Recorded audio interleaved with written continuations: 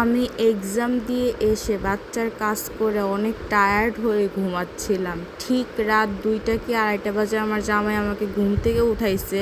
তার নাকি অনেক ক্ষুধা লাগছে। তো আমি সেই রাত 2:30 বাজে ঘুম থেকে উঠে তার জন্য এখানে নুডলস বানাচ্ছিলাম। বাট তাকে কি দিব আমার মাথায় কিছু ঢুকতেছিল না এত রাত্রে, আর ঘরে তেমন কিছু ছিলও না।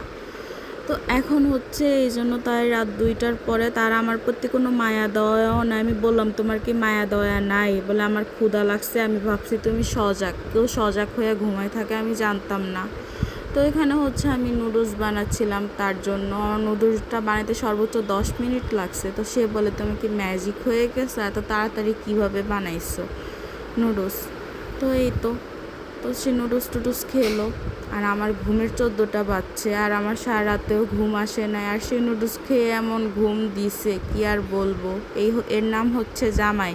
তো আমার যে বান্ধবীরা আফসোস করো তোমাদের জামাই নাই, তোমাদের জন্য এই ভিডিওটা আমি মেক করলাম। ঘুমন্ত অবস্থায় তাকাইতে পারতেছি না, তবুও আমি কষ্ট করে তোমাদের জন্য ভিডিওটা মেক করলাম। যারা জামাই নাই বলে আফসোস করতেছো তারা দয়া করে ভিডিওটা একটু দেখে নিও। জামাই থাকার উপকারিতা কি কি বুঝছো?